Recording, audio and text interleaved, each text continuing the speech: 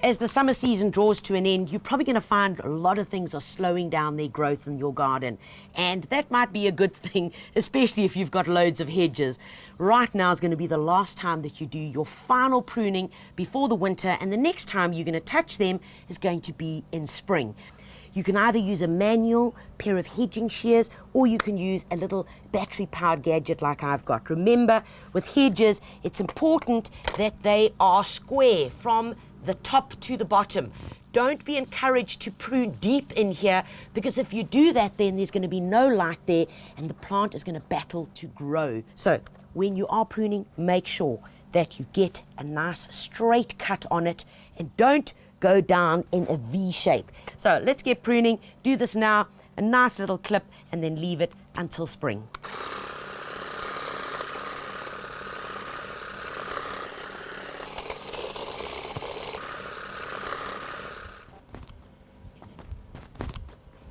Awesome show of summer, and they have just been spectacular. However, at this time of the year, when the change of season occurs, there's a butterfly, or a moth rather, that's going to be cruising around your garden, and it's going to lay some eggs on these little plants.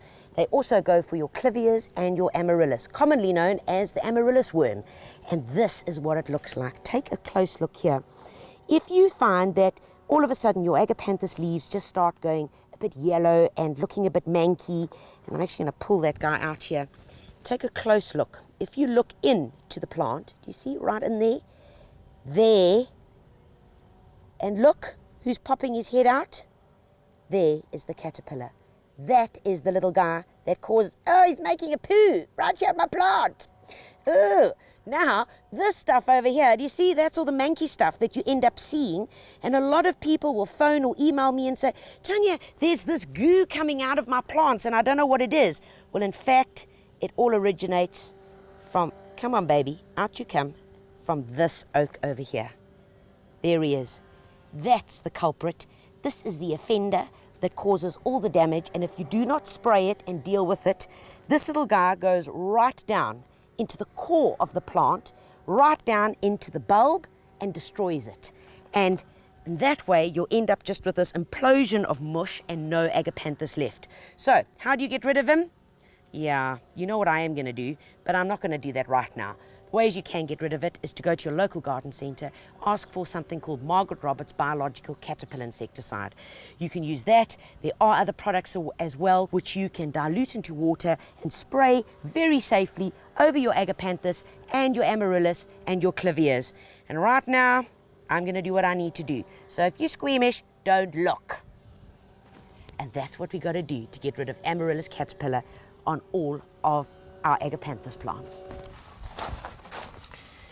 The onset of autumn is a great time to lift pots, rejuvenate those pots that are looking a bit old and tired from the summer season, and put something new and fresh in.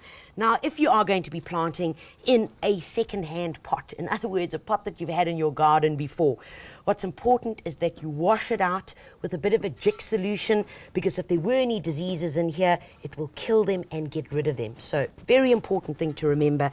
And every time that you are looking at recycling any type of pot, whether it be a clay pot or whether it be a plastic pot. Next thing up, I'm going to show you a selection of great plants that you can use in areas where you do not get frost. Now, don't as well think, oh, I'm going to switch channel because I get frost.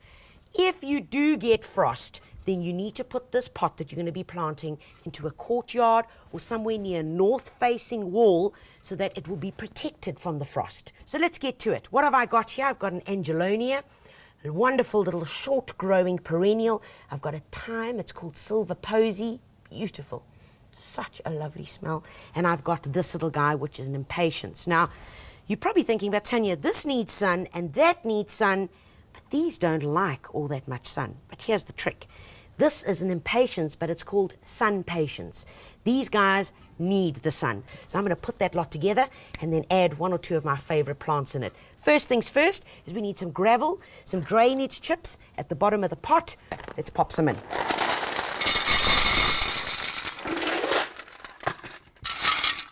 Always make sure that the hole in your pot is cleared, because if you don't have a good drainage hole, then your plants are simply going to drown when you water them. All right, now that that's there, I've got a bucket of potting soil.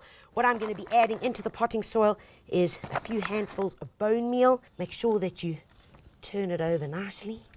Right. From there, empty at least half the bucket into the pot.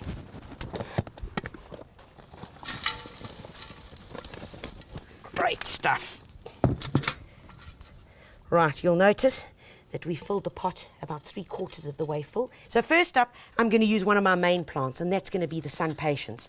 Remember to take it out of pots, take the pot, squeeze it. And by doing that, when you turn it upside down, off comes the plastic pot, as simple as that. What you can do is tease away a few of the roots like that. That guy I'm going to be using as my backdrop. So that little guy's in place. I'm happy with that. These are in slightly smaller bags. So at this point, I'm going to add in some more soil into my pot. Right, next up is my angelonia. And gently pull it off. There we go. And I'm going to pop this little baby just off. Aha. That's what I'm looking for. Righty. And then my thyme is going to go in right over here. Thyme silver posy is a wonderful, wonderful fragrance. It's a plant that doesn't only deserve to be in the veggie garden, folks.